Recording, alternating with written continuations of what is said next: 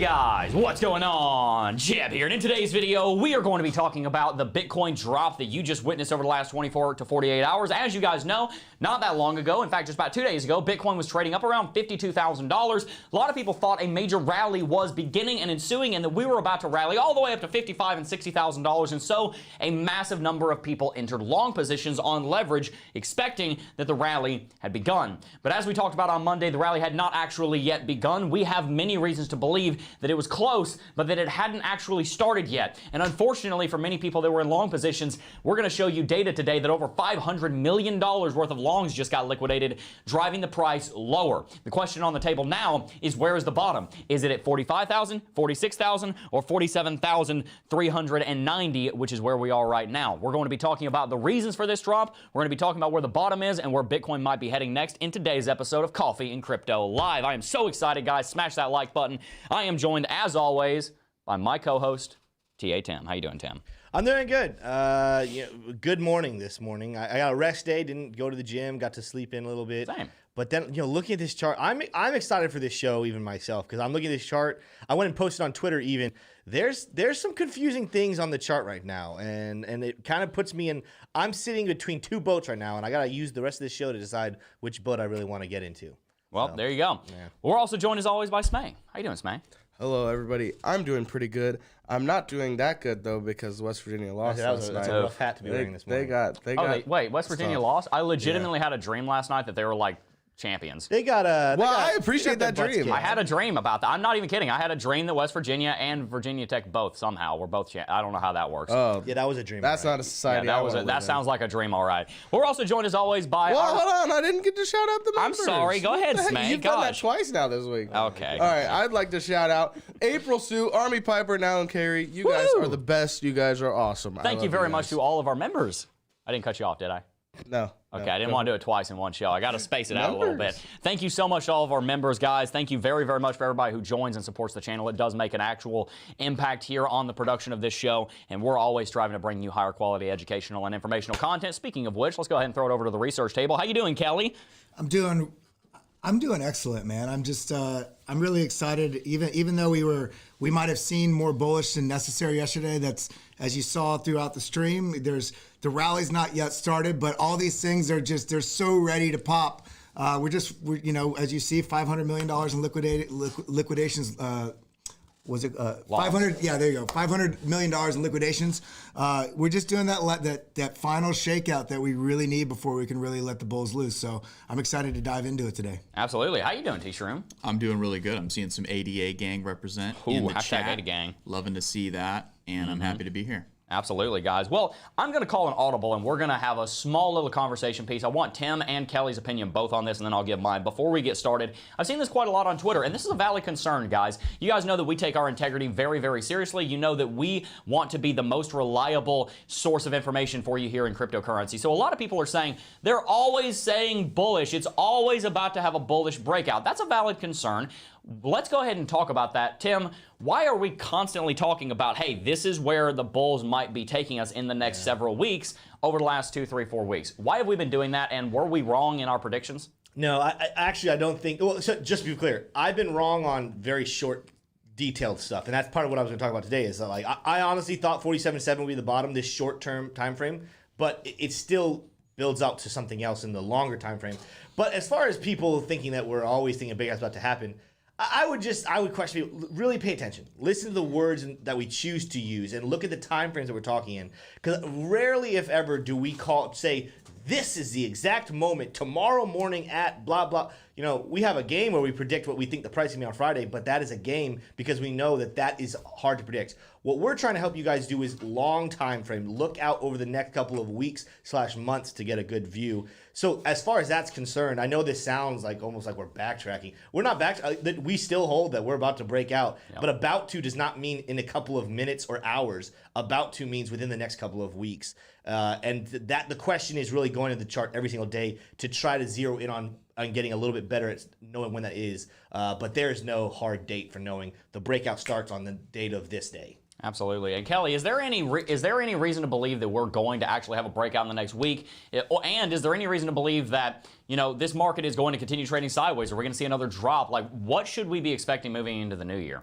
Well, first off, I want to echo a little bit of what Tim said. I think part of it is a little bit of selective viewership in terms of, if you go to my Twitter or Tim's Twitter or T Shroom's Twitter, or even on our show, we talk about a lot of different things. But for instance, one of the things I post a lot of on my Twitter is the on-chain metrics.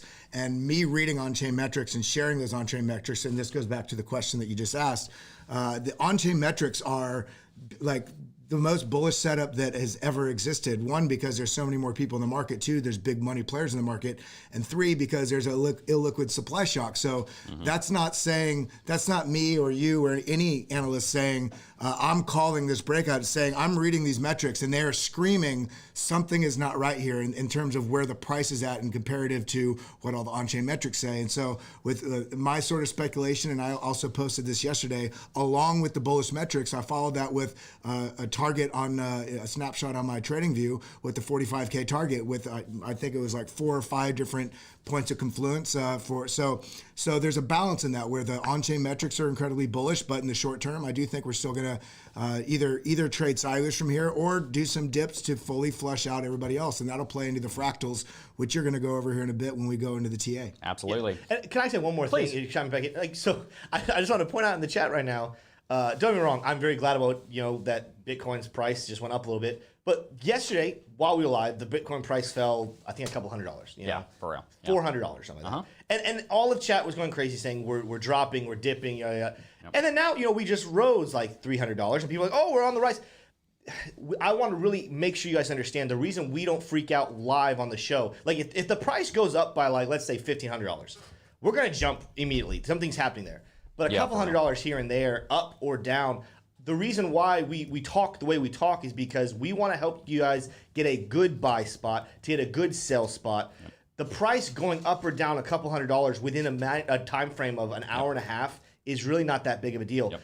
Hopefully, as you guys watch the show, and I want to make sure we're really clear moving forward when we do these these price analysis movements, is we're not trying to tell you what to do. Yep. We're showing you what's happening in the price and what to expect over the next couple of weeks, so you can make your own decision and then own that decision. Yeah, I think there's a lot of, I'm going to say this and then we're going to jump right into it. I know you guys are rearing for a market rundown.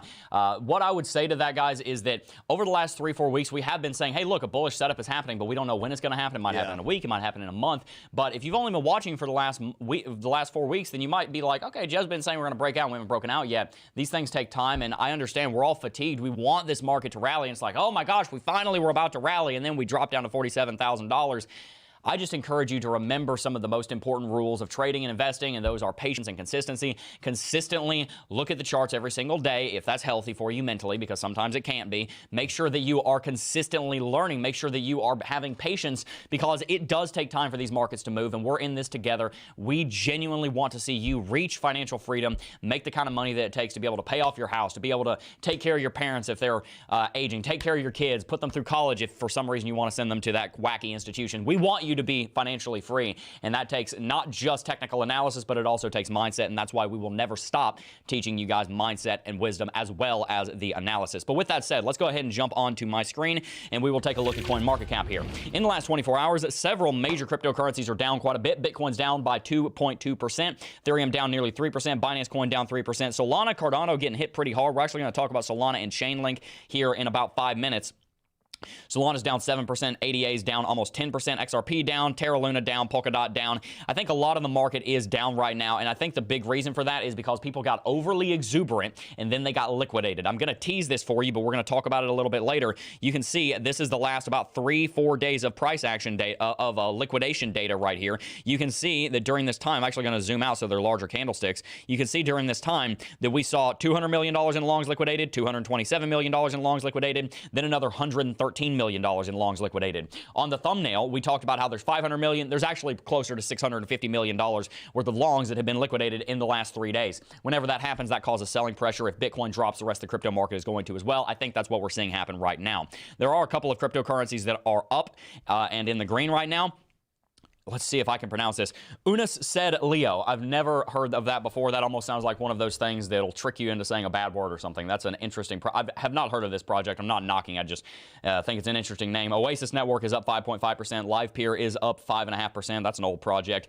Down Icon is down 17%. This is what I was telling you guys yesterday. If you wanted to get into Icon... Somebody got onto me on Twitter for calling it a dead project. I called it a dead project based on its price. It rallied massively in 2017, and it hasn't even come close to those all-time highs. I firmly stand by my analysis that price action-wise, it's a dead project. Now, as far as fundamentals, it might be doing very, very well. I'm not talking about that, but as far as price is concerned, it is very, very much not doing well. Aave is down 12%. That's a project that I think is actually a pretty solid project. Basic Attention Token is down 10% as well. You going to say something, Tim? Nope. Gotcha. Stacks is also down 10%, and Cardano is actually the 5th biggest loser right now. But what we're going to do is we're actually going to jump right on into our technical analysis. You can see some of our analysis here on Bitcoin. We're going to get to that in a second, but we're first going to start with some Solana. I know you guys are big fans of Solana. There's quite a bit of people in chat that love it. I personally have my reservations about Solana, considering how centralized it is. I believe decentralization is an absolutely vital part of cryptocurrency, and if we lose decentralization, then there is literally no reason for cryptocurrency even to exist. You can build a centralized network that can process 100 million transactions per second. The whole point of building a cryptocurrency is so that you can do the same thing in a decentralized fashion. Solana, like it or hate it, it is a relatively centralized cryptocurrency. Not going to jump into all that. I do have my reservations about it. That being said, you can make a lot of money in it, so let's look at the price action. Right now, there are two major levels of support I'm seeing on Solana. There's 150. I remember telling you guys 2 weeks ago, I said, hey, if you want to buy Solana, I have my reservations about it, but if you're going to invest in it, then 150 is probably a good place to start laddering in and DCAing, because it could go down to 130 as well. I told you guys it wouldn't be a bad idea, at least in my opinion. Now, I'm not your financial advisor, to buy in at 150 and then maybe buy in at 130, and then you would catch a bottom. If you had to watch that show and done that, then you may have made a decent profit there. Right now, Solana is breaking bearish out of a rising wedge that you can see right here on the daily chart. As to be expected, rising wedges typically break to the downside. The support levels I'd be looking for right now on Solana are probably going to show up mainly on VPVR, so let's go ahead and take a look at that. How about that? We have VPVR support sitting right here at $160, and then there's also some, $160 is the main level of support. Let's go ahead and draw a horizontal level right there. That's actually going to run through a lot of our price action data over there. So if Solana does continue to dip, we could see it do something like this, and then there actually would be an argument to be made that it could go into an inverse head and shoulders pattern right here and break to the upside. Again, Solana's price movement is going to have a lot to do with how it is a very powerful project and all of the decentralized applications built on top of it. In fact, if we were to switch over to DeFi Llama here, then you would see that the amount of money locked on Solana, I don't know if I'll be able to grab that really quickly, so I might show you guys that later. It is growing a lot because of everything being built on top of it. Solana's a good project. I would be careful about entering it right now because I don't think it's found a confirmed bottom, and I think it is also going to follow Bitcoin. With that said, let's look at a cryptocurrency that I am invested in. As you guys know, I bought Chainlink a while ago. My first entry was up here around $33. Some people started laughing at me on Twitter, said, Jebb, you got a terrible entry, ha ha ha. You're right, it wasn't the best entry potentially, but I don't really care because I'm planning on holding Chainlink for a multitude of years. If you don't know what Chainlink is, it is something called a layer 2 protocol. It exists on the Ethereum blockchain, and its whole purpose is to bring off-chain data on-chain. It's called an Oracle network, and it is a very, very important piece of infrastructure for decentralized applications, smart contracts, and especially decentralized exchanges. And for that reason, it is worth around, I want to say, $30 billion right now, and I have bought some of it. I think it is a project that will do relatively well in the next couple of years. It's currently worth $9 billion, excuse me. I jumped the gun there a little bit. But jumping back to its chart, it is in this massive symmetrical triangle pattern, as you can see right here, and it is currently breaking to the downside after rejecting from this resistance, and it's probably going to come down here to probably around $18 to $19, which is this support. And then to be honest with you, I expect a very large breakout on Chainlink. Can't tell you if it's going to be up or down, but I do think we're going to see a lot of volatility coming to Chainlink in just the next couple of weeks, moving into January and maybe on into February as Bitcoin starts a new uptrend, which I think will occur. I think Chainlink will do very well. I do think that Chainlink is worth more than $9 billion. I think it should be worth, it should be higher than rank 21.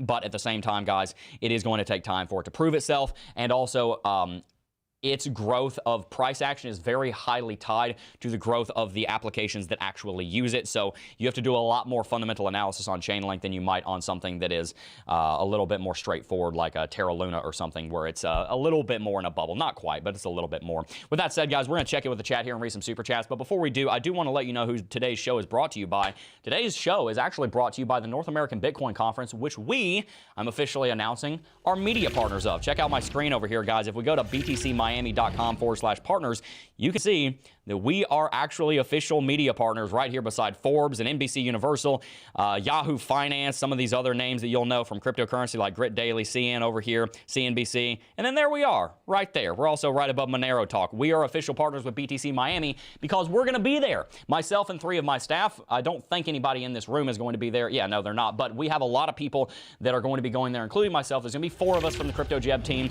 So if you want to sign up for this conference and meet me and our team in person, you can sign up with the link down below, get 20% off. I'm really looking forward to meeting you guys, shaking your hands, giving you a big old hug, maybe grabbing some coffee or something. So if you want to meet me, make sure to go ahead and sign up for that down below and shoot us an email, support@cryptojebb.com. Maybe we can, I don't know, meet somewhere in the conference center. It will be taking place in Miami. And if you sign up for those tickets down below, like I said, you will be getting 20% off. With that said, let's go ahead and take a look at chat. Yeah. And let's read some of the supers. I think we had 2, but one of them was just a donation. So first of all, I'm going to do with the donation. Shane Hansen wanted to give $10. I don't see any comment that came with it. So, Shane, if you had anything that you wanted to say, let me know and tag me in that comment so I can read that. The other one is probably the sentiment that I've seen most from chat. So we can touch on it now. I think Kelly was telling me that there's some stuff we're talking about a little bit later. But Angel P donated and said, XRP news, ? And that, chat seems to be very heavy about that, wanting to know what's happening at XRP. I might, before it goes to Jebb, Kelly and T-Shroom, is there anything that Snapshot people should know about XRP in the news right now? I did a quick search. It doesn't really look like much is going on with that. There's some big firms that are releasing price predictions on XRP that could be related, but I'm not seeing any kind of like innovation or any kind of movement in the judgment that they're facing with the SEC. Yeah, if we want, Jebb can hop in and do a snapshot on that at some point in the show, so we just get some sort of check-in on the price and targets. We can definitely do that at some point a little later. Feel free, if there's anything you guys think in chat, you guys are like, hey, this is happening in XRP, put it there because we're watching the chat and we'll look that up and talk about it. But yeah, as he said, we looked it up. I looked up on CoinMarketCap. It does not look like there's anything really like glaringly new. So unless there's something breaking like right as we speak, would love to see that. By the way, guys, if you guys are enjoying today's show, smash that like button. We've got 2,500 people, 2,300 people watching. Let's see if we can't get to 1,000 likes here in the next couple of minutes. That helps to promote the show in the YouTube algorithm, so I'm very appreciative of everyone who has hit that button. By the way, Shane Hansen said he just wanted to give to say a quick thank you for quick Solana TA. For some quick Solana TA. Oh, thank you, Shane. I appreciate that, buddy. And the super sticker. Again, I don't see any other super chats. So there was a good question in chat that I saw. I cannot find the exact wording of it, so I'm going to have to paraphrase. Oh, no. No, that's not it. All right, so it was a question about Will Clemente's tweet yesterday. Okay. And I think Will Clemente was tweeting about the fact that right now it looks like retail investing in Bitcoin is just about done. It's all whales and big boys now doing the trading. And he wanted to know what your thoughts were on that. That is not the data I've seen. I'd have to see what he's talking about. I think I found the chart here. Total transaction fees. Yes, Mike Markle, sorry. Yeah, I see. I'm looking at Will Clemente's Twitter right now. Bitcoin total transfer volume breakdown by size. Total transfer volume breakdown by size. Total transfer volume breakdown by size. I would have to look more into this, guys, but one of the biggest things I have noticed one of the most important, most significant on-chain metrics that I have seen in the last month is that the number of wallets with sub 1 Bitcoin holding Bitcoin is at basically a record high. So there might be a little bit of a debate you would have to have there between what the on-chain data is really saying. Maybe Will Clemente would say, oh, well, that's a bunch of different people spreading out their Bitcoin, and that's different exchanges making different wallet addresses. We'd have to look into that more, but from everything I've seen, the retail is most certainly still accumulating. I'm not going to disagree with him on the surface, though. Kelly, do you have something to say to that? Yeah, I think one of the things that plays into this, and we're going to go into this a little bit in the show, is I don't think when you look at a tweet like this, or the context of this as being that retail is no longer interested in Bitcoin or crypto. I think what it really plays to is the fact that retail investment, and I hate to use this term, but is classified typically as dumb money.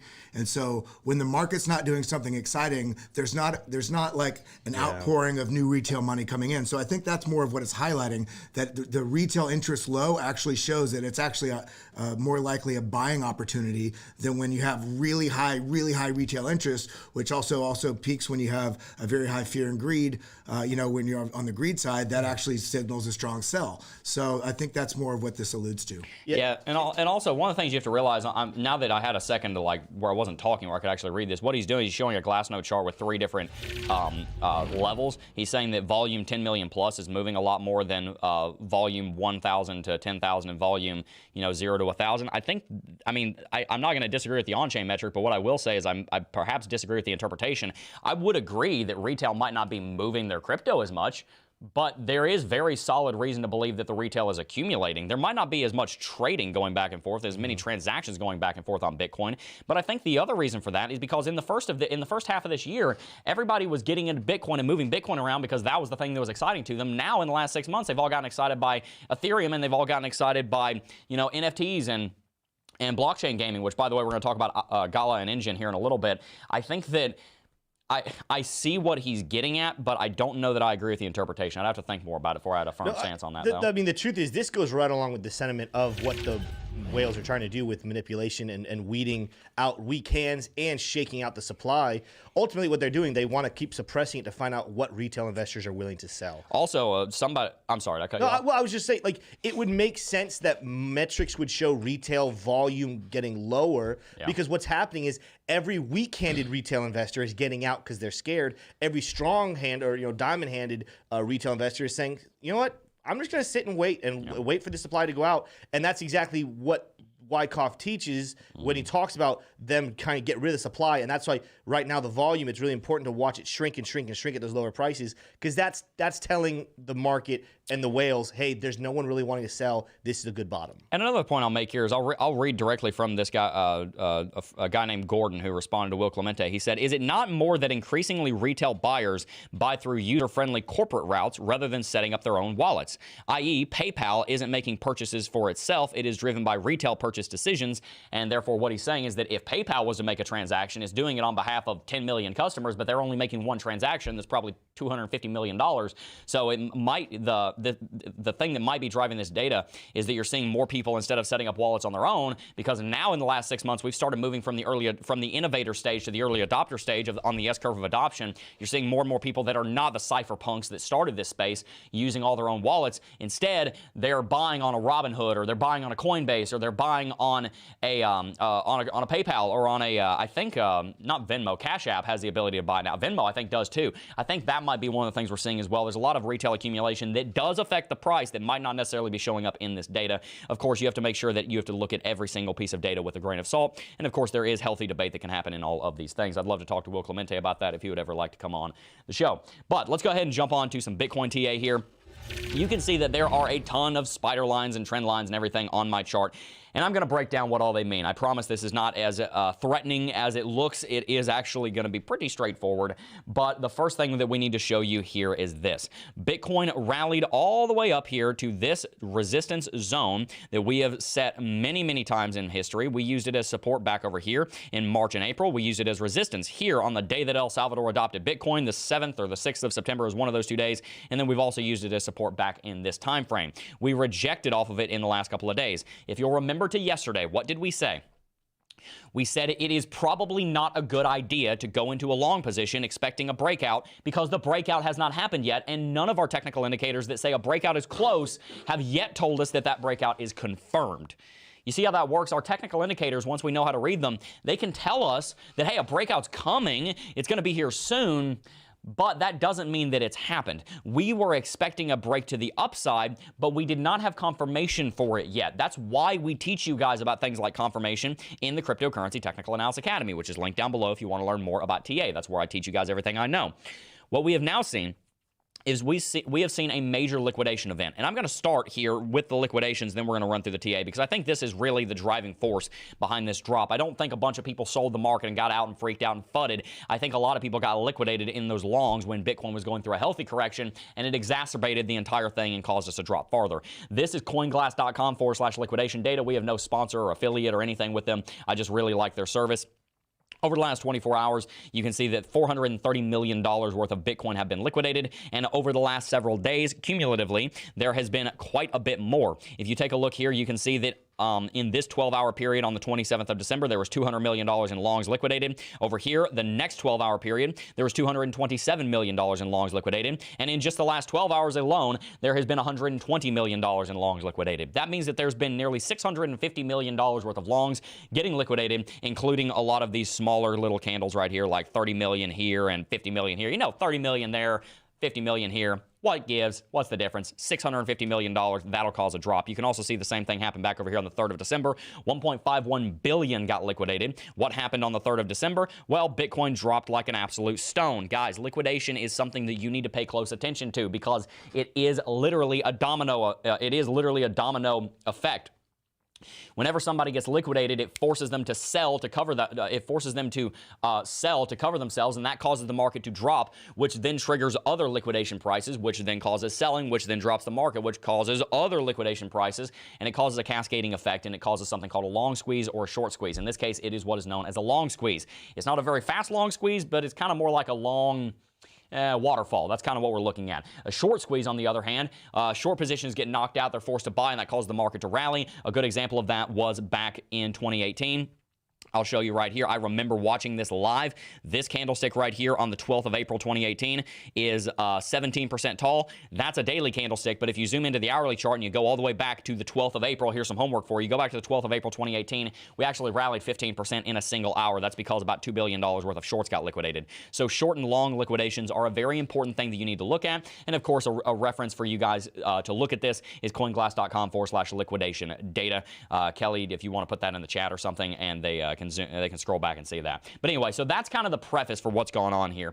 I'm going to talk about why I think a lot of people were in long positions a little bit later, but let's run through the actual technical analysis itself. As we talked about yesterday, Bitcoin was not confirmed breaking to the upside for a multitude of reasons. Number one, we had not broken above 50 on the RSI. Not doing that indicates to us that we had not yet entered the bullish control zone, and before we got too excited about a Bitcoin rally, we wanted to see Bitcoin's RSI move up to 55 or 60. That, of course, did not happen. We rejected from 50, and that indicates to us that we are still in a technical downtrend, but we are hoping for an uptrend. In fact, I would say even less than a downtrend, we're more in a sideways accumulation phase right now, not a Wyckoff accumulation phase, just a regular old sideways accumulation area where I think a lot of people are buying and selling. The weak hands are selling, the strong hands are buying. That sets up a very strong support foundation. It's all a good thing. MACD is converging bearish. This indicates to us that the bullish exuberance has waned just a little bit. Probably not something that we need to worry too much about, but it has, of course, happened. The next thing to show you is here on the Bollinger Bands. We have actually dropped beneath the Bollinger Bands. We saw that the Bollinger Bands were giving us support around 48,500. I actually posted on Twitter yesterday. Look at how amazing that support at $48,500 is, and then it got shattered. Of course, we dropped below it about $1,000. It happens, guys. You might find support or resistance, and you're like, oh, wow, this is the greatest thing since sliced bread, and then it gets absolutely knocked out. It's kind of what happened yesterday. But again, one of the things you need to keep in mind, we always want to be ready to update our technical analysis on the fly, and that's what we're doing here because things have changed just a little bit from yesterday. I think it only delays things by a few days, maybe 2 to 5 days. I think we will see that break to the upside, but it might take a little bit longer now. I don't think that's a bad thing. And even if it takes a month, who cares? Let's buy the dip, and get excited because a rally will come. The on-chain metrics are very clear. Everything is screaming bullish. Just because it didn't happen today doesn't mean that it's not going to happen in a week or two from now. Now, another thing I'll show you, and this really depends on the time that you look at this. When I wrote this note, this was the case. This candlestick looks a little bit like a spinning top. A spinning top candlestick formation has an equally sized upper wick to lower wick, and it has a small candle body. This right here, when I wrote this note, Bitcoin was about $400 lower. It did look like a spinning top because the body was basically non-existent right here. So depending on how Bitcoin closes right here, you may actually end up seeing a spinning top. This right here is an example of a spinning top.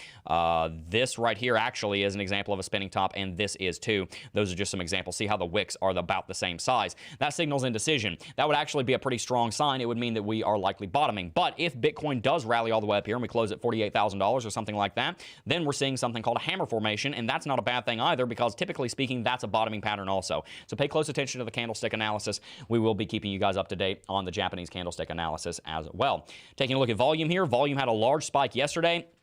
We are relatively low today, but of course today is not over.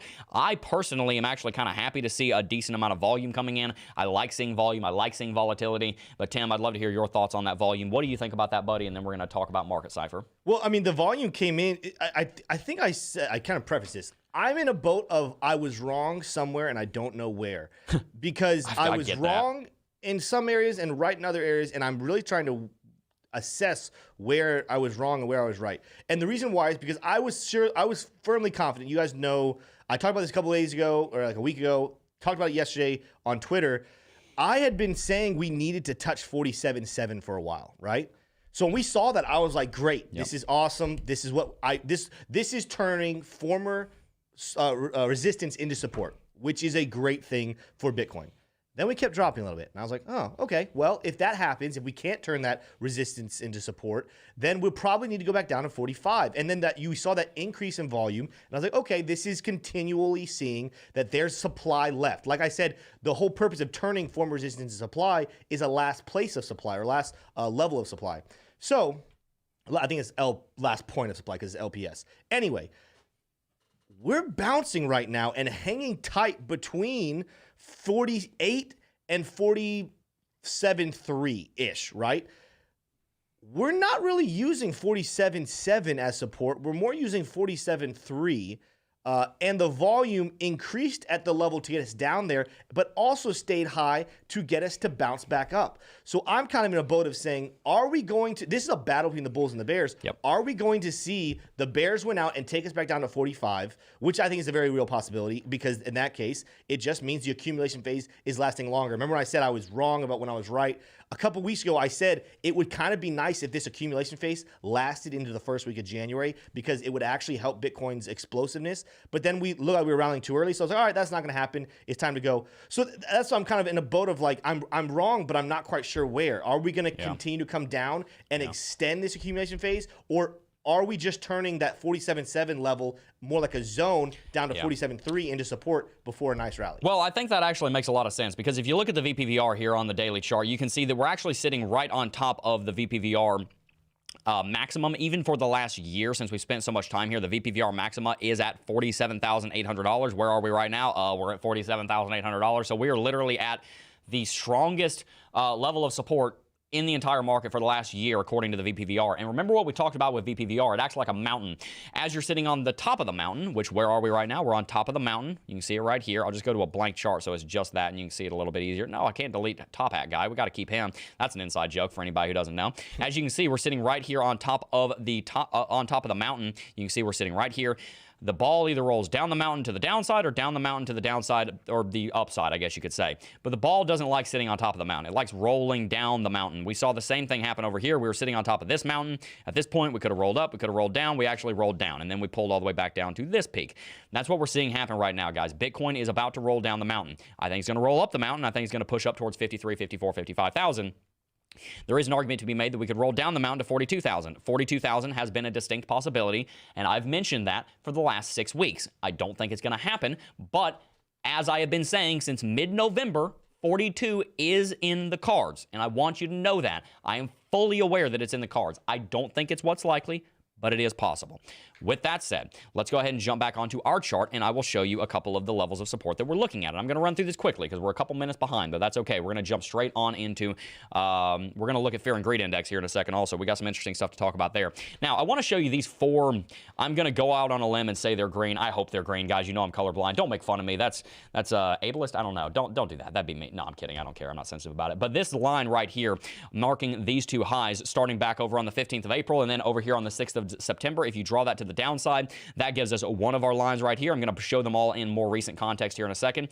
Our second line, which is pushing to the upside right here, is constituted by these highs right over here and this low at this point. This line is a very important trend line that has been in play for the last 6 months. We also have this longer term trend line that goes all the way back. I mean, you can extrapolate this thing all the way back to the 21st of December 2019, and then you touch on different highs right here and right here and right here and lows right here, and then it touches right here on the 20th of July, and then that comes up and gives us support, and then we also have another uptrending level of support right here that brings in these three lows. So that's where these four lines come in, but let's jump onto the 4-hourly chart and see what they're doing. They're giving us almost like an hourglass shaped zone of support right here. This zone right here is built by 4 different 6-month to 2-year long trend lines of support. These are very powerful levels of support that we need to pay attention to. And guess what? Every single one of them brings in support between $44,000 and $46,000. So if you're concerned about Bitcoin having some kind of massive drop and you think the bull market's over and Bitcoin's about to have a giant crash,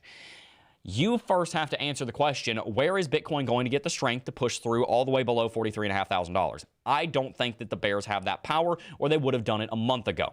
I am pretty confident that we're close to the bottom. And again, we might pull back down to 45. We might pull back down to 46. Is $45,000 in the cards, as we talked about in the title? Yes, that would be right here in the middle of this triangle. Of course, Bitcoin could go down to $45,000 first, guys. Bitcoin can do whatever it wants, but the analysis shows us from, at this point, probably over 100 different technical and on-chain factors that the bottom is close and that we are expecting a rally in January. That is the overwhelming consensus, not just from us, but from many of the respected analysts here in the cryptocurrency market that I know and that you probably follow. With that said, I also do want to mention briefly Market Cipher and Lux Algo. We're going to run through them very quickly here. Taking a look here at Market Cipher DBSI on the daily chart, I talked about how, or excuse me, not on the daily chart, on the weekly chart. Yesterday, we talked about how there are larger numbers coming in down here on the bottom. This is a weekly chart trend that has been taking place for the last 2 or 3 weeks, moving from a lot of bearish pressure to more bullish pressure. One day of a drop of $2,000 is not going to invalidate this long-term prediction and analysis. And by the way, it's also not going to invalidate our 2.5 years long worth of analysis on Bitcoin with the Market Cipher B that we talked about yesterday, where whenever you see the VWAP cross above zero and then you see a green dot, you see a major rally. Green dot, VWAP cross, major rally. If you want more detail on that, you'll have to go back probably about 40 minutes into yesterday's show when we talk about Market Cipher. And down on the 4-hourly chart, I also want to show you something else. There is a very obvious setup coming in here on Market Cipher. I don't think that we're fully there yet. I would want to see another candlestick or two on 4-hourly chart Market Cipher, but right now what we're seeing is that RSI is rounding to the upside. Great sign. VWAP's pushing to the upside, just crossed zero. Remember what we said about VWAP and green dots at the same time? VWAP crossed zero. Green dots coming in. That is a good sign. Means momentum's coming to the upside. Now, the last thing I want to see on Market Cipher is I want to see this red money flow start to curve, and then about 2/3 of the way through this curve, which might happen in 2-3 candlesticks, that would potentially be a buying opportunity here on Market Cipher B. But I do think we're getting a very, very early warning sign that we might be about to see a rally. Now, final thing I want to mention here on the 4-hourly chart before we move on, because like I said, we're going to talk about the Fear and Greed Index, is the Lux Algo. Lux Algo right now is giving you a little bit of a mixed signal, but I'll tell you what it's saying. It's saying that we're still in a confirmed downtrend, and we have been ever since right here. Now, I'm not going to go into all the details of why, but basically what this means is that every single one of these, so this one, that one, that one, that one, that one, that one, that one, that one, this one, and this one, every single one of those signals came in, and it was not confirmed by the other 2 pieces of Lux Algo that we use for confirmation. The last time we saw a confirmed signal on Lux Algo was right here, and quite frankly, this one was just a reinforcement of this one. So to be honest with you, Lux Algo, if you know how to read it, has said that we are in a confirmed strong downtrend ever since the 10th of November. This is why you should get Lux Algo, and by the way, they only have 2 days left on their lifetime sale, so if you want to get access to that, use coupon code Jebb for 20% off. Link is in the description box down below. Nevertheless, guys, the bullishness on Bitcoin is there. It just has not been confirmed yet. If we see confirmation of a movement to the upside on Lux Algo on the 4-hourly chart, that'll be a great first sign, but I'm not going to make a long trade and you know, bet that Bitcoin's going to move to the upside for the next 2 weeks based off of just that. But it would be a good early warning sign. Even that has not happened yet. So I want to be crystal clear. I want to be so clear on this because I don't want you guys walking away from this, you know, being confused. Bitcoin is extremely bullish right now. Potentially. In potential, the things that are saying the potential of what Bitcoin could do are extremely bullish. What is actually happening right now is Bitcoin is trading sideways. That's not a bad thing. That just means that we're getting set up. That means that we're letting the weak hands sell to the strong hands, which allows us to establish a more solid foundation so that when Bitcoin does go into a rally, we're able to sustain it further and longer and more powerfully. So, is Bitcoin bullish? It has a lot of indicators, on-chain metrics and technical alike, telling us that if we do break certain levels like 53, 54, 55, we're going to go into a massive uptrend, and those on-chain metrics are screaming. They're piping hot, guys, but they have not been confirmed yet. So let's not jump the gun. I don't think it's a good idea right now to go and enter a long trade, but I do think it is a good idea to pay very, very close attention because a confirmation could be coming at any moment in time. Now, I do also want to mention one thing here on Crypto Fear and Greed Index. And then we're going to continue and move into our second segment on discussion. Fear and Greed, if you don't know, is over on a website called alternative.me/crypto/fear-and-greed-index/. You can also just type in crypto fear and greed and you'll probably find this. But this site right here basically uses a lot of different data like volatility, market momentum and volume, social media, surveys, which are always paused for some reason, dominance, and trends to give us something called the Fear and Greed Index. You might be looking at this graph and you might be thinking, okay, that's pretty useless data. It just moves sideways. But what you have to do is you have to zoom out to the 1 year time frame. If you zoom out to the 1 year time frame, you're going to see something very interesting. You're going to see a pattern that looks remarkably like Bitcoin, because on Bitcoin, there were three, including this one, major periods of movement to the downside. Here, a large one, here, a smaller one, and then again, here a smaller one. If you look at Fear and Greed Index, you see one large one, one smaller one, and then one slightly larger one. This is the last year of data. Fear and Greed Index, whenever it's sitting up at 74, 75, 80, 85, that's the territory to be thinking about selling. Whenever you're down here around 18, 19, 20, 23, 25, those are the territories to be looking at buying. Fear and Greed Index is a great metric for looking at longer-term price movements, and Fear and Greed Index tells us, hey, look, we tried to have a little rally over the last few days, didn't really go our way, and now we're back down to around 27. Anything below 30 on Fear and Greed Index, in my opinion, is an area you should be thinking about buying. Anything above 70 to 80 is an area where, in my opinion, you should be thinking about selling if you are swing trading, but of course, it is only one metric. Basically, what it's telling us right now is that Bitcoin is in buying territory, just the same as we were in this territory right here, and just the same as we were in this territory right here. You would have liked to have bought in these territories because after the first dip, you would have seen a rally of 60%. After the second one, you would have seen a rally of 50%. So with that said, is now a time to be buying Bitcoin or is now a time to be selling Bitcoin? That's your decision, and that comes down to your risk tolerance and your time horizon. But I personally think that if you're looking to buy Bitcoin and hold it for 12 months or longer, that now is one of the best times you're going to see for the rest of this year. See what I did there? Even for the rest of this quarter, moving into quarter one. Yeah, I'm gonna even echo that. That's just my thinking. I want to tell you guys what I'm doing, and I want to hear what, I would even love to hear what Kelly and T-Shirt were thinking, and Smay too, because Smay's an investor as well. We need to hear more, Smay. Yeah, Smay, come on. This is a time that I am buying, and I potentially might even do a trade, but I'm not going to do a leveraged trade. I might do some where I put it into my trade portfolio, let it grow and grow, and then when I think there's a peak when I want to take profit, I'll take profit instead of just hodling and then move it over my hodl portfolio later. If I was going to do a leverage trade, which I've never done a leverage trade, I want to be very clear with, but if I was going to, this is nothing has been confirmed to the downside or the upside. So I wouldn't want to leverage a short and I wouldn't want to leverage a long. The truth is, especially for anyone who's newer, I just wouldn't leverage for right now until you get very good at trading and looking for confirmations and being very accurate with those. But that's what a lot of people have done. And we just talked about the $500 million in liquidations. $500 million worth of trades where people saying, oh, I know it's about to go up, so I'm going to go ahead and enter a leverage trade right here. And then they got liquidated. When you just trade normal, like on Coinbase Pro, which is what I use, you do not get liquidated because it would have to go to zero to liquidate. You can't liquidate yourself, yeah. Real quick, what did Kelly and T-Shirt? I know we're probably running late on the show, but okay. Is it muted? What's the question? No, we're doing okay. I kind of adjusted times as I go through those because we're pretty fluid. And I'll actually bring this up now. We were going to talk about it a little later, but this fits perfectly with what you're talking about. What I just did 2 days ago is I closed about $20,000 worth of a particular coin for the purpose, and I think honestly, this has a little bit of the effect on what's going on with the market right now, and that's this concept of tax harvesting.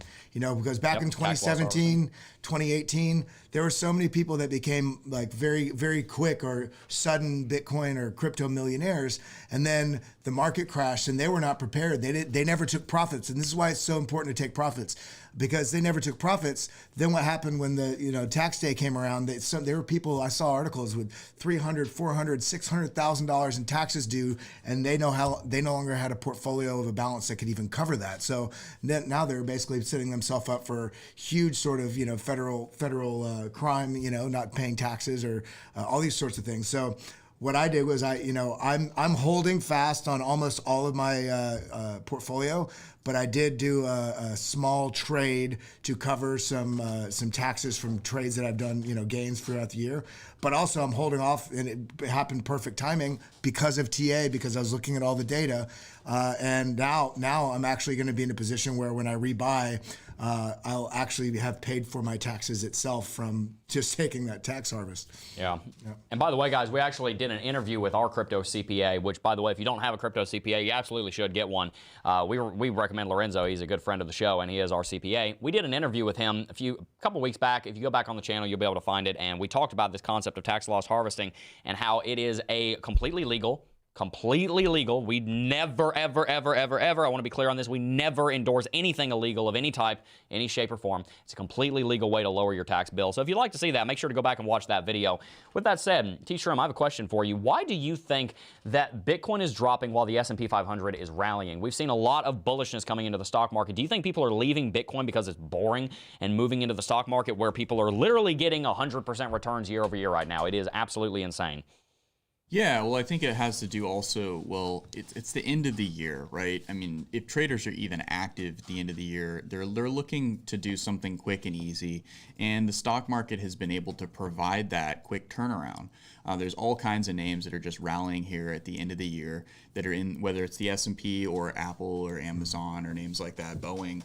They're just looking to get into something quick and easy and sure. And, if it were to fall down, they'd still be holding something like Apple or Amazon. And, when you look into something like Bitcoin, obviously it has a much longer time horizon of profits, and it can continually make some more significant gains. But it's not as sure, it's not as easy as the stock market is perceived to be. So it's exactly what you said, yeah. Yeah, absolutely. And I think it's just very, very important that people realize that Bitcoin is a large enough market now that it does not exist in a bubble. Bitcoin is a market that does have effects on it from outside markets, and it is large enough now to affect external markets. And the final thing I'll mention on that before we read some super chats and go to our intermission is this. You guys need to understand that Bitcoin is a $1 trillion market. The S&P 500 is a $40 trillion market. U.S. stock markets are worth so much money. The New York Stock Exchange has 33 something like that trillion dollars being traded on it. There is so much money out there in the world. Bitcoin just needs evangelists like this channel and like you to go and spread the good word of Bitcoin. And by the way, we got a really cool thing launching here in the next week or two that will help do just that. So stay tuned. We got a really awesome week or two. coming. You mean Friday? Is it coming Friday? Dude, I told you it's coming Friday. I know. I baby. just didn't want to tease something I wasn't totally sure about. I'm gonna. Friday. It's Friday. It's gonna be done Friday, guys. We got here. Let me just tease this for you. I'm not gonna give you. I'm not gonna give you. I'm not gonna give you many details. All right. I'm not gonna give you that many details. You'll just have to see it. But what's coming out Friday is the most highly produced video we've ever made. Boom. I said it. Put you on the spot, and you're gonna love it, and you're gonna share it with all your friends, and it's gonna be great. And we've been working really hard on it. And you're going to see one every Friday. Anyway, let's go ahead and special shout out to T-Shroom, by the way. Special shout out to T-Shroom. He helped to write it. So you guys will be seeing that in 2 days. So make sure you stay tuned for that. It'll be the perfect way to wrap out the year and move into the new year under a new production schedule. But let's go ahead and read some super chats and keep moving. We got Ethereum coming up here in a second. I had some time to organize some. So I'm going to start with some TA questions. Cool. All about Bitcoin. I think they're all about Bitcoin. Yes. Famukify. I think he's given before. Thank you so much. He said, great show. Is a head and shoulder forming on Bitcoin on the day? I was wondering if somebody was going to ask that. The chat's been talking about it. Kelly and I have been talking about that this morning. I literally walked up to Kelly and said, Kelly, people are going to ask about this today. What are we going to talk about with this? We're actually going to... Kelly, do you think we ought to talk about this now or in the concluding segment? You're the one that puts all the show map together. Do you think we ought to talk about that now? Let's just go ahead and dive in right now. Let's go ahead and dive right in now. So I will set the stage for what we are talking about from Famukify is asking. So right now, there is a zone of resistance on Bitcoin in between roughly $52,000 and $53,000. This very much looks like a pretty clean-cut shoulder line for a head and shoulders pattern right here. The neckline is not quite that simple. The neckline would technically be this trend line that I drew earlier.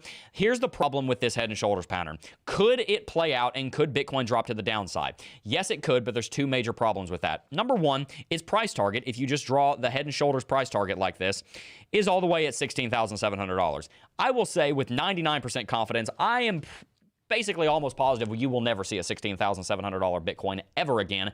Could be totally wrong, but unless Bitcoin, gets replaced by some other store of value cryptocurrency, I don't think that's ever going to happen again. And secondly, I think that would fly in the face of all of the on-chain data. That being said, it is a bearish pattern, and I could see it potentially predicting something like a $42,000 Bitcoin, a $40,000 Bitcoin, maybe even a $30,000 Bitcoin. Pump the brakes, though. I'm not saying we're going to $30,000. I'm saying that this could be predicting a $30,000 Bitcoin. Here's the thing, though, guys. This is why we bring you so many different data pieces. I have shown you over the last 2 or 3 weeks, I don't have an exact count, but probably over 100 different technical indicators, chart formations, on-chain metrics, fundamental developments, news stories, and more.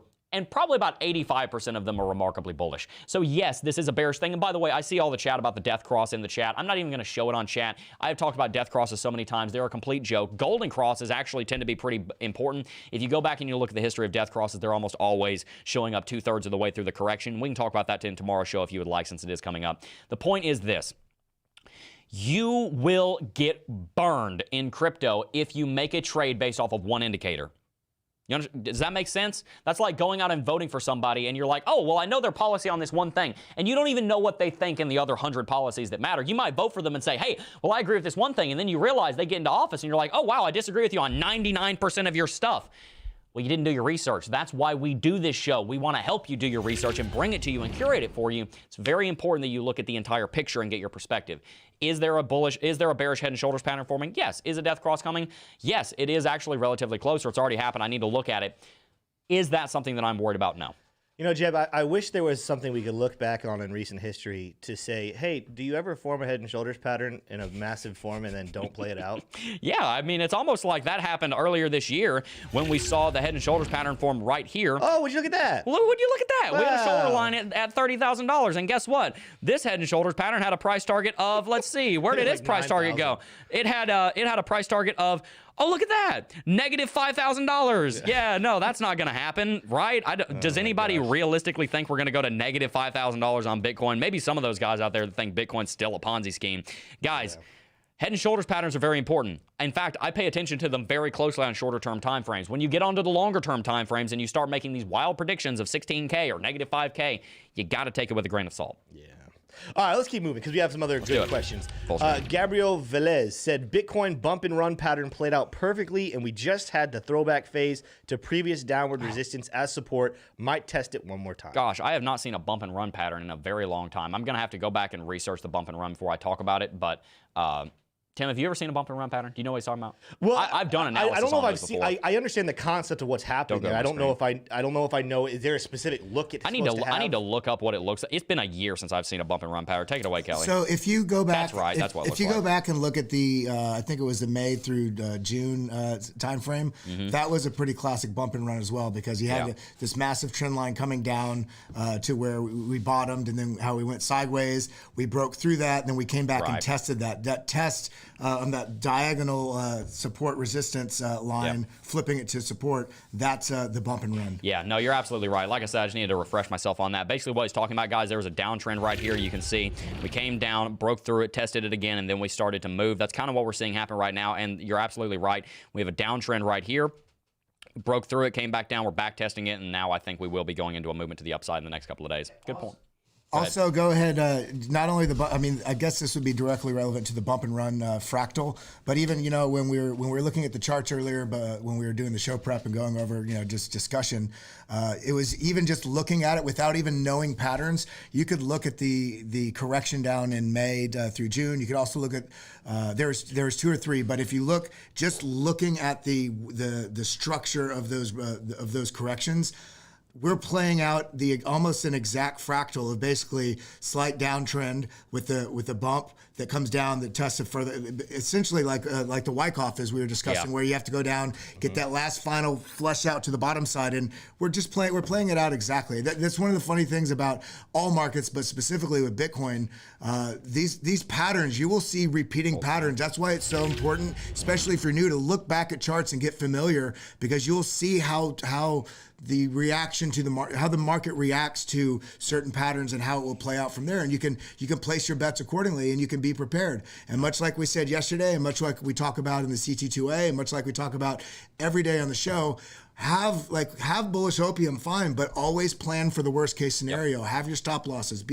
If you're swing trading, if you're holding, just keep holding, but be prepared. Absolutely, guys. Well, we're gonna go ahead and jump into Ethereum here. Do as the Boy Scouts say and be prepared. And don't sell Girl Scout cookies. But we're going to go ahead and talk about Ethereum here. We're going to run through Ethereum relatively quickly. We're going to run through our cryptos. We're a couple minutes behind, but that's okay. We're going to catch up, guys. You guys know I can talk fast. Ethereum right now has a falling wedge that it had tried to break bullish out of, and it has currently started to fail that. If you want to talk about bump and run patterns, you could also argue that one is taking place here on Ethereum. Downtrend, broke bullish, came back tested. Now we might see a rally. Remember, guys, the levels of support that we're looking at on Ethereum play in from our Fibonacci. We talked about this, a couple weeks ago, but it's still in play, guys. There's a strong level of support, 38.2, which is the inverse of 61.8, which is very important, sitting at $3,669. That level is huge. Also, the halfway mark here is $3,300. That level is huge. Also, I said 4 weeks ago that I thought we were going to go to $3,300. Didn't happen, but it is still in the cards. If Ethereum does need to drop, just know that it has very strong support at $3,300. And if it does do that, then it probably would end up having a very large rally.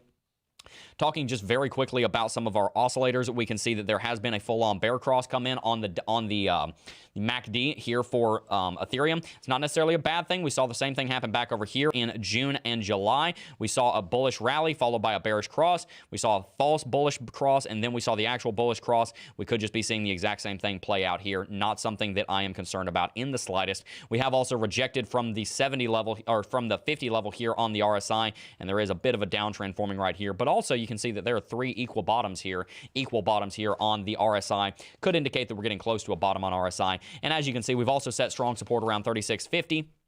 If we hold that, then that is going to be absolutely beautiful. Now, let's take a look quickly here at Lux Algo. As you guys know, daily chart hasn't changed. We are still under a confirmed sell signal ever since the 16th of November. If you guys want a reason to get Lux Algo, just take a look at how awesome it is at calling these rallies. I have not manipulated this to try and show you a signal or anything. Like, these signals are actually just the way they are. And by the way, all four of these are confirmed signals. Like these two, for example, are not confirmed signals. I don't have time to go into why, but these 5 signals right here, all 5 of these are confirmed signals, confirmed by other indicators in Lux Algo. Very, very powerful technical indicator. Looking down on the 4-hourly chart, we're obviously going to be bearish. We have a sell signal. We are in a confirmed downtrend. Lux Algo is saying that Ethereum is going to need to get up probably to about $4,200 to $4,300 before we go into a confirmed uptrend. I've talked about why a little bit in previous shows, so I'm going to leave it there for that. Here's the point on Ethereum. It's following Bitcoin right now. When Bitcoin's bearish, Ethereum's going to be bearish. When Bitcoin's bullish, Ethereum's going to be bullish. It will probably lag 3 to 5 days behind Bitcoin in any of its movements. That is what it tends to do.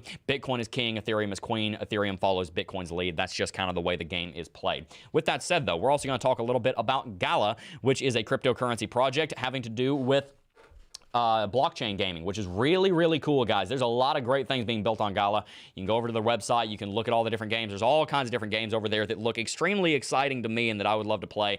As you guys know, I recently completely went cold turkey on playing video games, so I don't really do a lot in the blockchain gaming space for my own mental health, but there are some games in the Gala ecosystem that are making people $200, $300, $400 a day. There's one guy, I think, that's making like 40 grand a month through playing some of those games over there. These play-to-earn games are going to be one of the biggest parts of the new economy moving forward. They are what you would call a category 4 economic structure, category 1 being resource extraction, category 2 being resource refinement, category 3 being data, and then category 4 being industries that are built on top of data. So it is going to be a big part of that industry moving forward. As far as this price action is concerned, you want to talk about a bump and run. Here's another, maybe an example of it.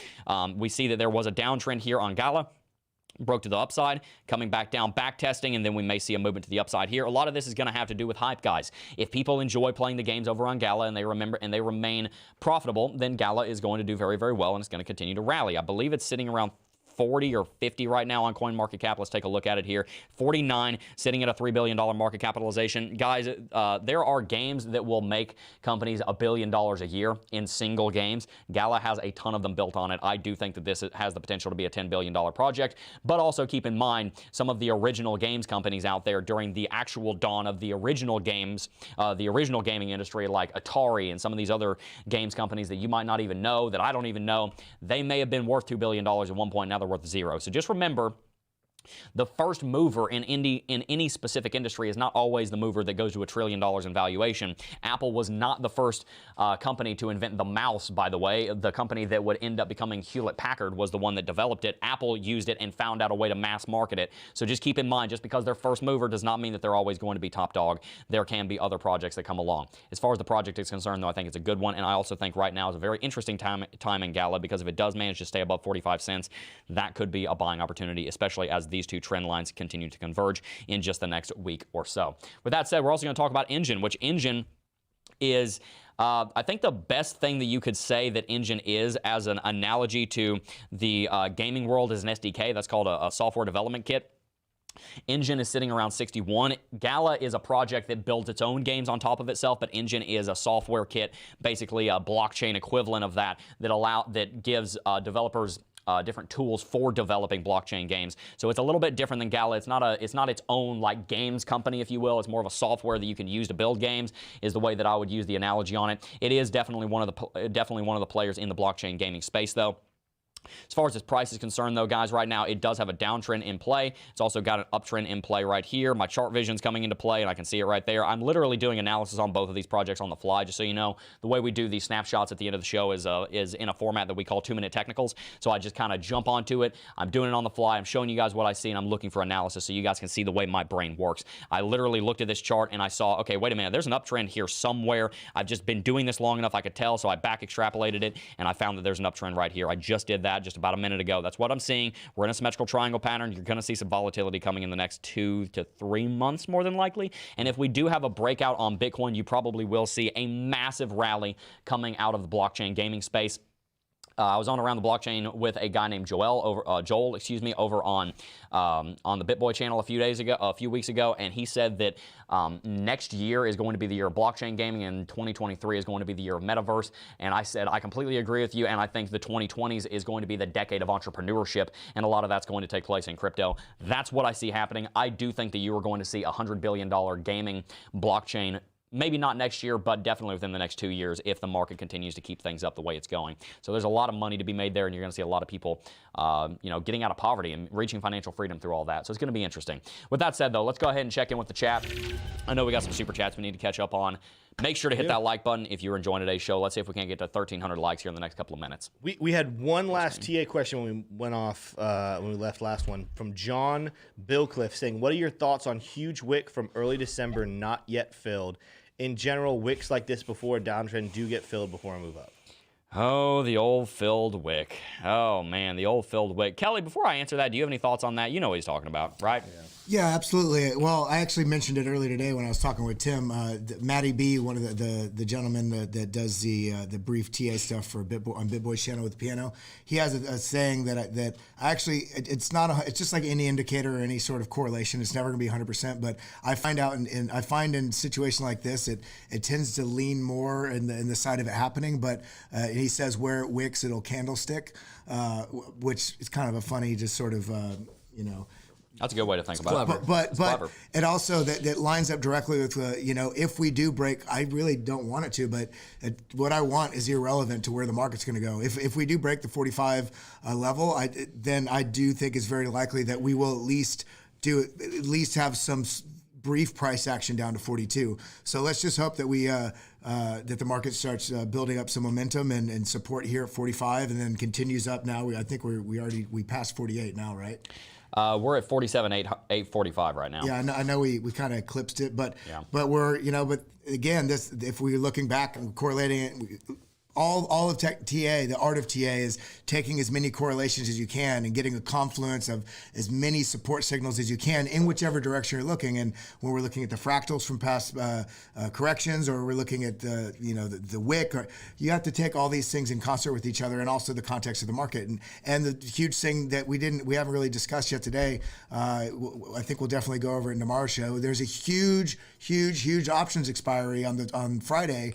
I think it's over almost $6 billion, but with the way those futures operate, it's worth over $10 billion. So that coming into the end of the year, coming into tax harvesting, coming into just market sort of indecision, we might have the bottle cap of pressure might be let off, going into the first 2 weeks of the year. So all we can do right now is play the market with the indecision that it shows. And what it shows is sit still, don't make any rash moves, stay protected, and your time will come. It's funny. Back during 2018, I realized this when I was running the channel, because I'm in the media as far as cryptocurrency is concerned.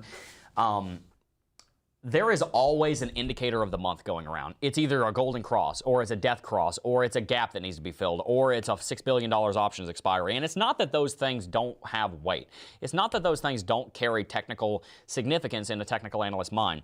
But the funny thing is, it is very easy to get clicks when you say, there's a wick and it says we need to go down to $1,600 because it was set 7 years ago. I'm exaggerating, of course. There weren't gaps back then because the markets that allow those gaps didn't exist yet. But my point is, people love to sensationalize one technical indicator because it'll get your attention. Now, sometimes we say, hey, look at this one technical indicator because it's extremely important. And I'm not saying that there's malice behind anyone that says, hey, look at this indicator, it's saying this thing.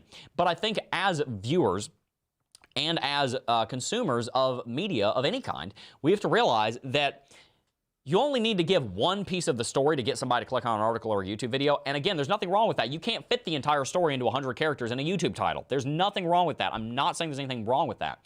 What I am saying is that we have to be very careful about doing our analysis based on headlines. That's why we have an 80-minute long show and why we go into 100 different points so that you guys can see all the angles. Is there a gap down there? I'd have to look at it. I don't remember off the top of my head if there's a gap from last year sitting at whatever price it is. What I will tell you is this. It's one technical indicator among many, and the majority of the technical indicators, on-chain indicators, every metric I'm looking at is saying bullish. I don't think we're going to fill a gap if it's down at like $34,000. I don't remember. What number did he say? Did he say it in there? I mean, the wick goes down to 42,351. He's talking. right? He's talking specifically about the wick that started this downtrend. I see what he's talking about. Yeah, no, I mean, there's that too, and that's the other thing is that a lot of people talk about where there's a wick, there's a candlestick. That's another part.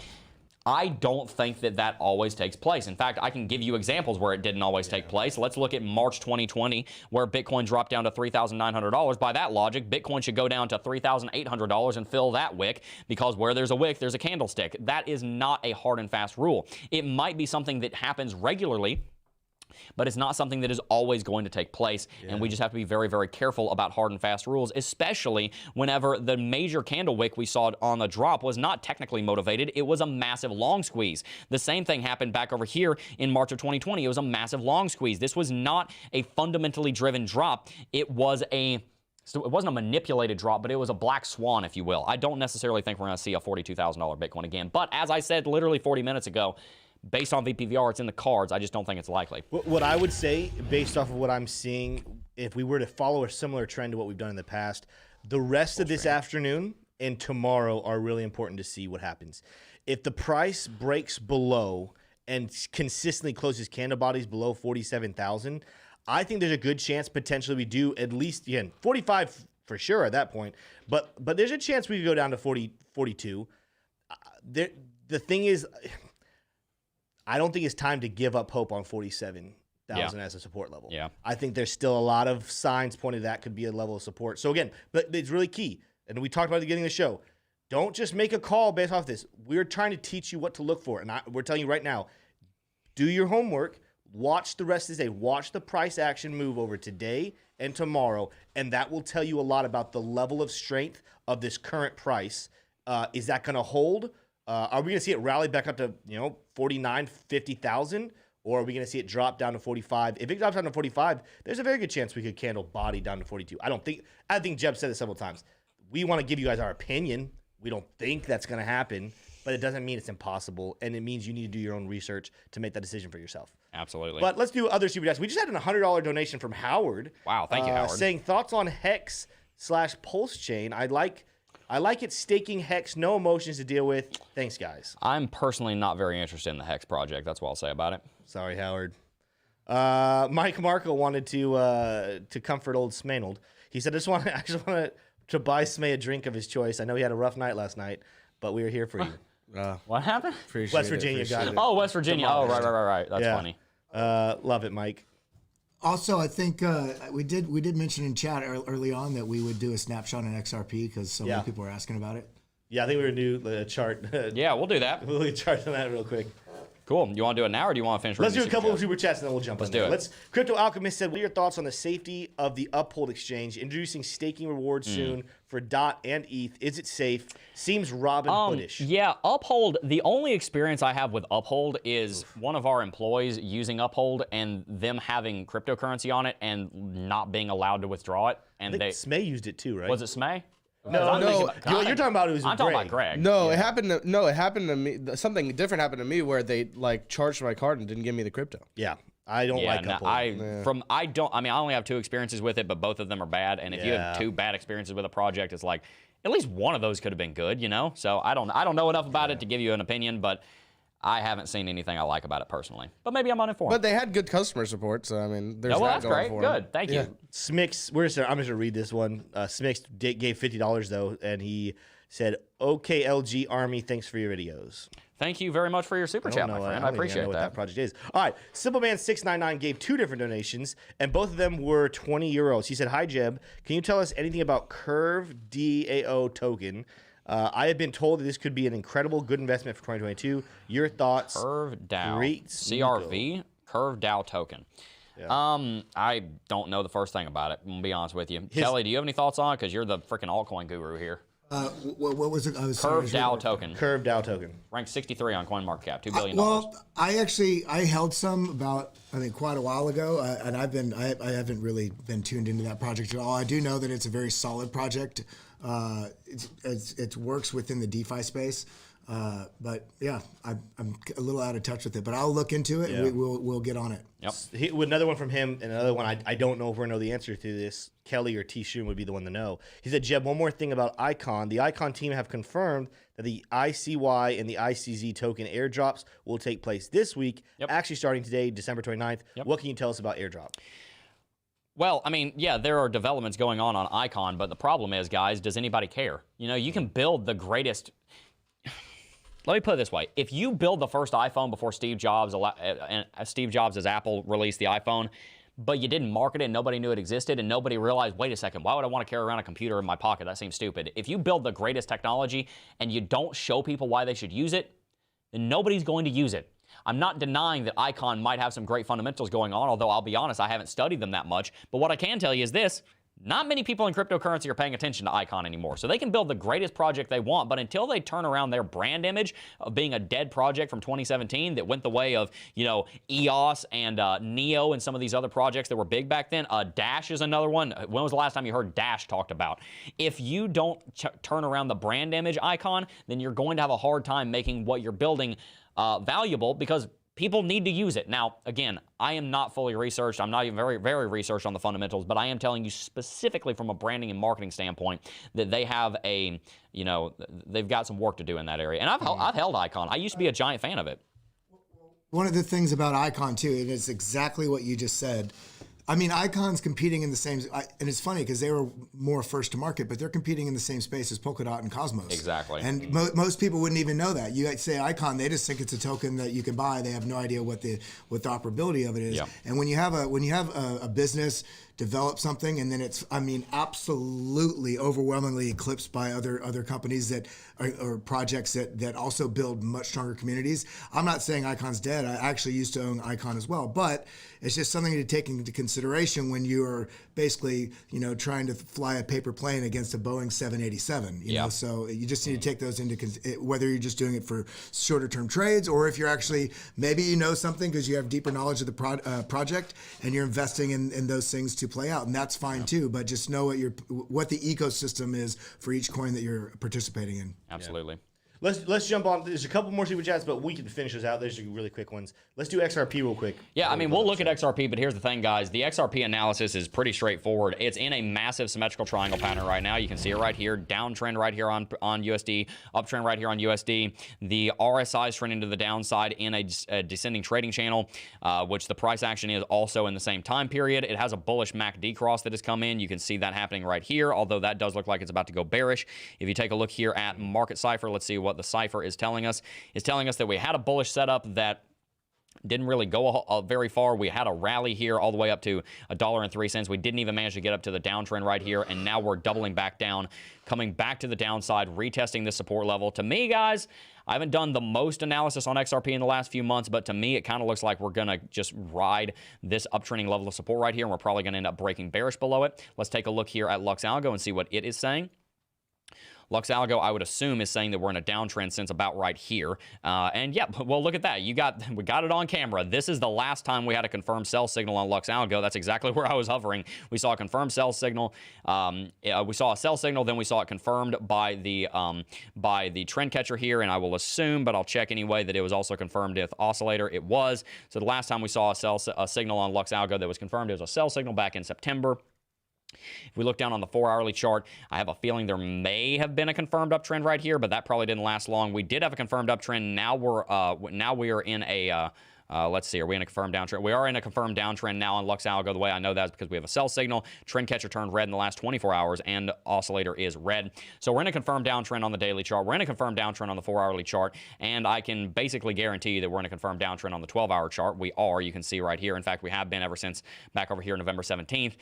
Every single time frame that I care about on Lux Algo is telling us that XRP is in a downtrend. And of course, guys, the uncertainty of the SEC lawsuit is still plaguing it, which, by the way, I don't know everything about the XRP lawsuit. Obviously, I don't follow XRP as much as I follow the cryptocurrencies I'm invested in. I believe it's incredibly important to know what's going on with the cryptos that you personally hold.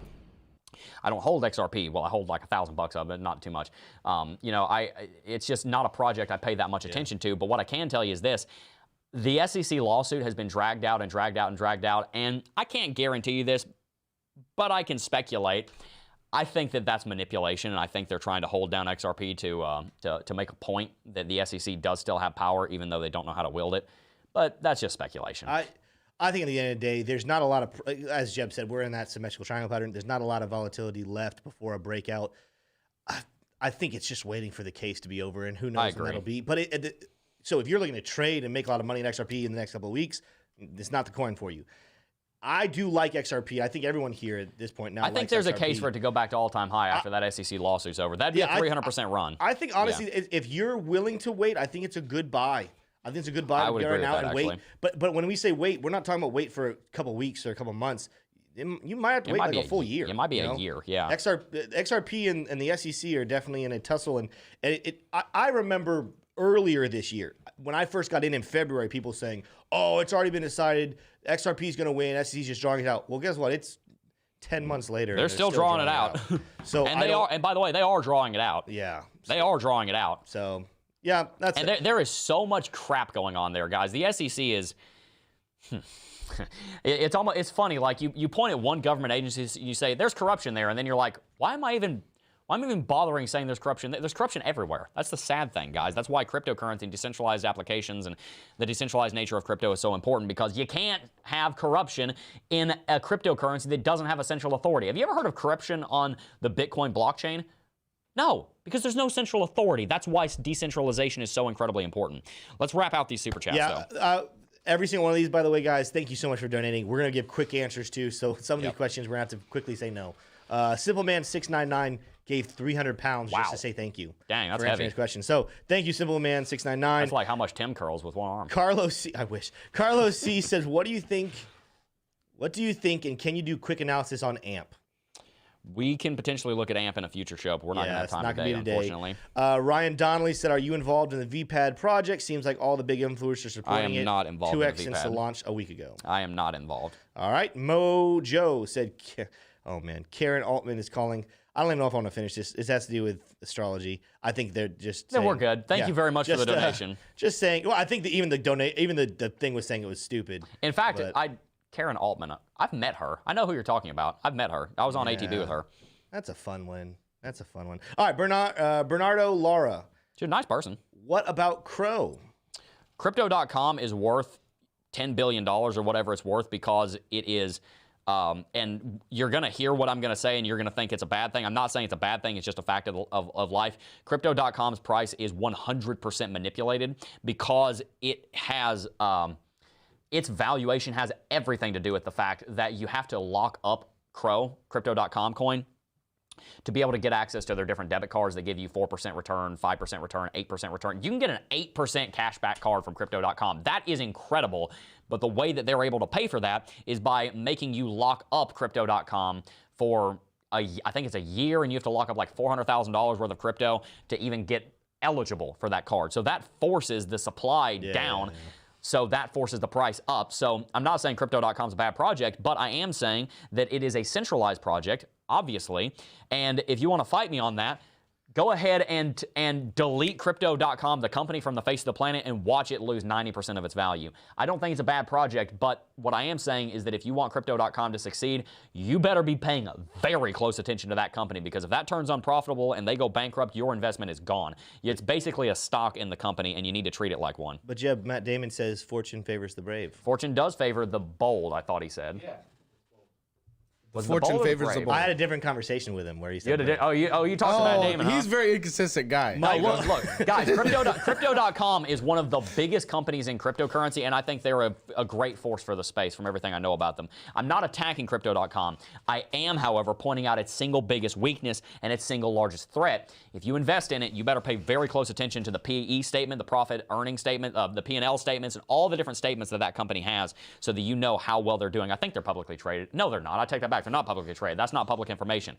That's even worse. You need to pay very close attention to how well they're doing as a company. All right, moving on. Michael Dadamo said, Jebb, what do you think about Theta? I think Theta is a very interesting I haven't looked into it too much, but Theta is a video sharing decentralized application project. Did I get that right, Kelly?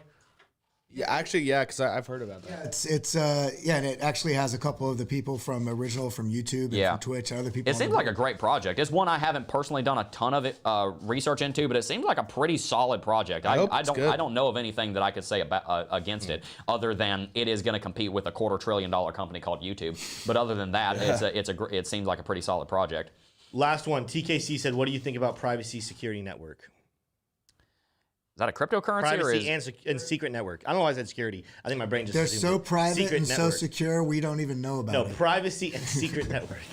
Is it network or networks? Network. Is he talking about network. Is he talking about a coin, or is he talking about like the concept? No I think privacy and security networks, I'm assuming he's talking about like a Monero or I think Dash was a privacy coin. I don't even remember. I haven't looked at Dash in like 3 years. You know, you got Zcash in there, which they're not as private and secure and privacy oriented as you think they are. But the issue I have with privacy coins, if that was your question, like Monero, is that when regulation comes, and I've been saying this for 4 years, when regulation comes, and it will come, you think it's come yet? It hasn't even started, promise you. When it does, legislators are going to have a very valid case to be made that privacy coins will allow money laundering.